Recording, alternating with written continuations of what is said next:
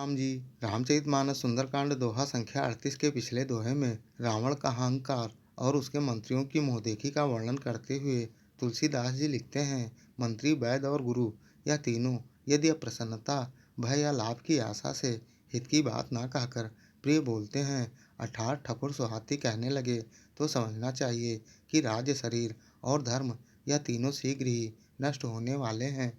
यही बात रावण के लिए संयोग आ बनी है। रावण के मंत्री उसे सुना सुनाकर बड़ाई करते हुए उसकी स्तुति कर रहे हैं। इस समय विभीषण जी अवसर जानकर उनकी सभा में आए और आज्ञा पाकर बोले, हे कृपालु, जब आपने मुझसे राय पूछी है तो मैं अपनी बुद्धि के अनुसार आपके हित की बात कहता हूँ। जो मनुष्य अपना कल्याण, सुंदर यश, सुबुद्धि, शुभ गति और नाना प्रकार के सुख चाहता है, तो वह, हे स्वामी, पर स्त्री के ललाट को चौथ के चंद्रमा की तरह त्याग दे, अर्थात जैसे लोग उस चंद्रमा को नहीं देखते, उसी तरह पर स्त्री के मुख को ना देखें।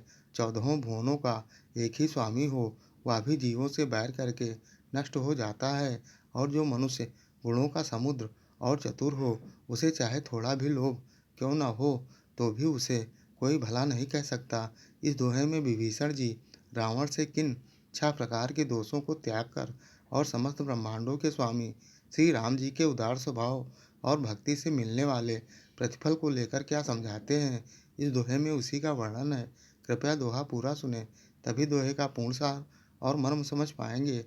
और ऐसे ही संपूर्ण श्री रामचरितमानस के प्रत्येक दोहा चौपाई को अर्थ सहित जानने, समझने, सुनने वाले वीडियो देखने के लिए चैनल को सब्सक्राइब कर जगत का सबसे पावन नाम जय श्री राम कमेंट में जरूर लिखिएगा, बहुत ही मोहक सरल धुन में। काम, क्रोध, मद, लोभ सब रामा, नाथ नरक के पंथ सिया रामा। रामा सिया रामा, सब परिहरि रघु बीर हैं रामा। भजहु भजहि जहि संत सिया रामा। रामा सिया रामा। रावण को समझाते हुए विभीषण जी कहते हैं, हे नाथ, काम, क्रोध, मद और लोभ ये सब नरक के रास्ते हैं। इन सबको छोड़कर श्री राम जी को भजिए, जिन्हें संत सत्पुरुष भजते हैं। तात राम नहीं नर भूपाला, भुवनेश्वर का लहू कर काला। रामा सिया रामा, ब्रह्म अनामय अज भगवंता, व्यापक अजितया नादि अनंता। रामा सिया रामा। हे तात, राम मनुष्यों के राजा नहीं है, वे समस्त लोकों के स्वामी और काल के भी काल हैं। वे संपूर्ण ऐश्वर्य, यश, श्री, धर्म, वैराग्य और ज्ञान के भंडार हैं और भगवान हैं। वे निरामय, विकार रहित, अजन्मा, व्यापक, अजेय, अनादि और अनंत ब्रह्म है। गोद्विज धेनु देव हितकारी, कृपा सिंधु मानुष तनुधारी। रामा सिया रामा, जनरंजन भंजन भल भ्राता, वेद धर्म रक्षक सुनु भ्राता।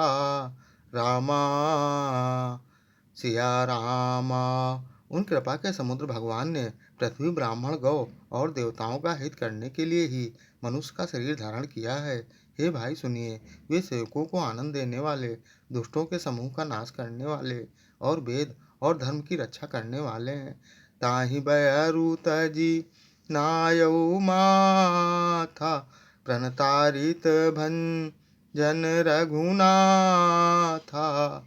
रामा सिया रामा, देहु नाथ प्रभु कहु बैदेही, भजहु राम बिनु हेतु सनेही। रामा सिया रामा। हे नाथ, बैर त्याग कर उन्हें मस्तक नवाइए, वे श्री रघुनाथ जी शरणागत का दुख नाश करने वाले हैं। हे नाथ, उन प्रभु सर्वेश्वर को जानकी जी दे दीजिए और बिना ही कारण स्नेह करने वाले श्री राम जी को भजिए। शरण गए प्रभु ताहि न त्यागा। विश्वद्रोह कृत अघ जहि लागा। रामा सिया रामा जासु नाम त्रय ताप न सावन। सोई प्रभु प्रगट सा मुझि जिया रावन। रामा सिया रामा।